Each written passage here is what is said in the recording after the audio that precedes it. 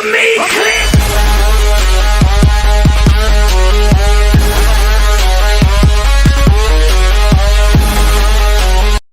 Hello, welcome in Mishra success classes. आप सभी का बहुत बहुत स्वागत है आज मिश्रा सक्सेस क्लासेस में। आज 11th क्लास के स्टूडेंट के लिए सिविक्स सब्जेक्ट के अंतर्गत मैं रिवीजन लेकर आई हूँ आप लोगों का फर्स्ट चैप्टर से, क्योंकि अब एग्ज़ाम पास आ रहा है तो ये वीडियो आप सभी के लिए बहुत बहुत महत्वपूर्ण होने वाला है। तो सभी बच्चे ध्यान से इसको देखें और लास्ट तक वीडियो में बने रहें, तभी आपको पूरा समझ में आएगा।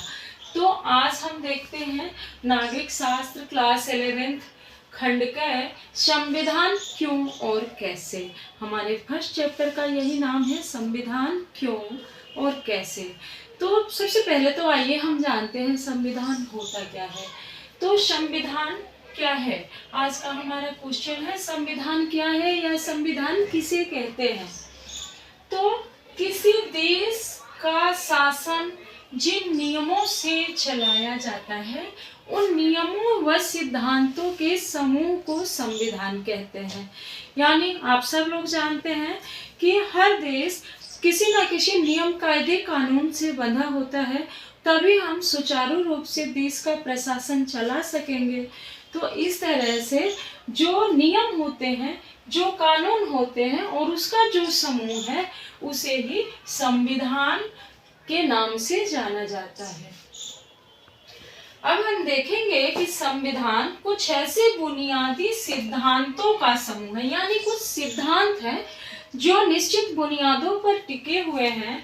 और संविधान कुछ ऐसी बुनियादों का समूह है जिसके आधार पर राज्य का निर्माण होता है। कुछ नियम लिखे हुए होते हैं और उनके आधार पर ही राज्य का निर्माण होता है या गठन होता है।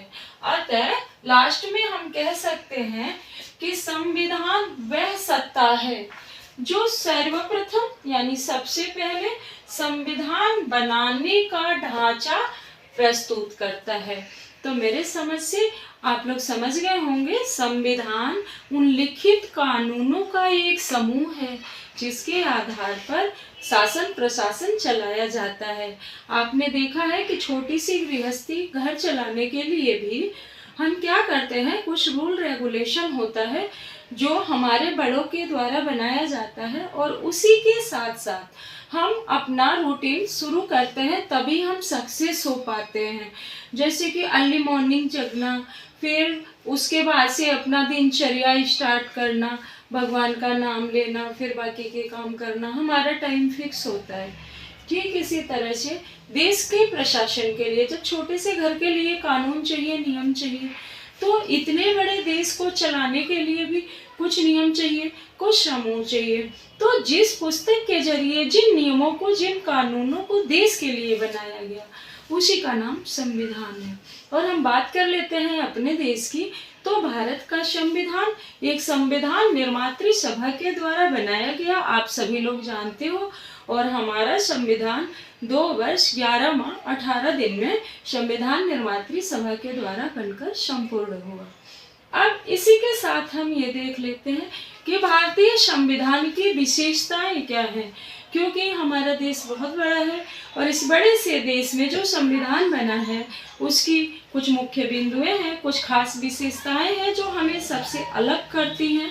तो ये विशेषताएं देख लेते हैं, क्योंकि क्वेश्चन ये हमेशा कहीं ना कहीं से पूछ लिया जाता है, तो इसलिए मैं आप लोगों को रिवीजन के लिए चैप्टर फर्स्ट से लेके चल रही हूँ। क्योंकि अगर हमें संविधान नहीं पता होगा तो इसका मतलब हमें कुछ नहीं पता। तो आइए भारतीय संविधान की विशेषताएं देखते हैं। विशेषताएं का मतलब कुछ अलग कुछ खास। अब भारत का संविधान एकात्मक भी है और संघात्मक भी। आप सोचेंगे ये कैसे हो गया कि एकात्मक भी और संघात्मक भी, या तो कहीं एकात्मक होता है या संघात्मक होता है, लेकिन नहीं, यह एकात्मक भी है और संघात्मक भी। एकात्मक कैसे है, जब राष्ट्रपति शासन लागू होता है हमारे देश में, या सशस्त्र विद्रोह होता है, उस स्थिति में बाह्य आक्रमण होता है, उस स्थिति में, या फिर वित्तीय वित्त आर्थिक संकट घोषित किया जाता है, उस स्थिति में इन तीनों ही स्थितियों में राष्ट्रपति शासन लग जाता है और उस समय हमारा पूरा देश एकात्मक बन जाता है। और संघात्मक कैसे है? संघात्मक इस तरह से है कि हम किसी राज्य विशेष के मेंबर्स नहीं हैं, सदस्य नहीं हैं, बल्कि हमें संघ की नागरिकता प्राप्त है, हमें भारतीयता की नागरिकता प्राप्त है। तो इस तरह से जो अलग अलग राज्य हैं हमारे, वो सारे मिलके एक ही संघ को सपोर्ट करते हैं और एक ही संघ के देखरेख में वो सारे अपने अपने कार्य क्षेत्र को पूरा करते हैं। तो इस तरह से एकात्मक भी है और संघात्मक भी, यानी संकट के समय एकात्मक है और अन्य परिस्थितियों में संघात्मक है। तो ये दोनों का मिला जुला रूप है, यानी मिश्रण है।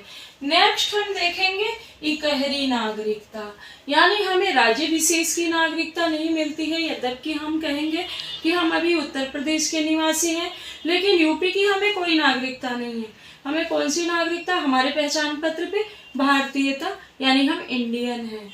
हम बाहर भी जाते हैं तो क्या बताते हैं कि हम इंडियन हैं, हम भारतीय हैं।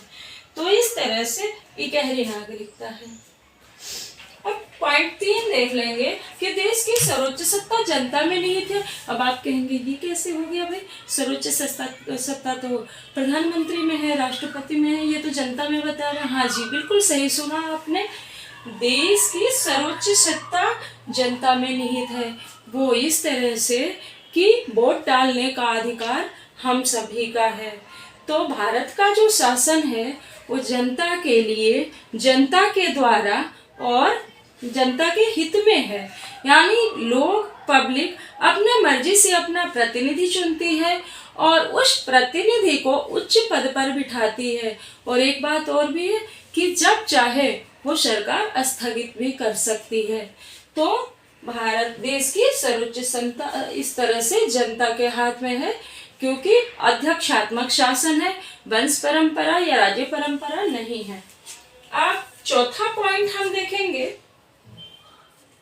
कि भारतीय संविधान कठोर भी है और लचीला भी। आप फिर से कहेंगे कि ये कठोर भी है, लचीला भी, इसका क्या मतलब है?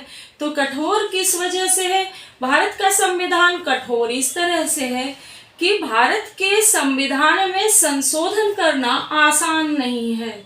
इसके प्रोसेस बहुत लंबे हैं, वो मैं आपको अगले वीडियो में बताऊंगी। और लचीला कैसे है?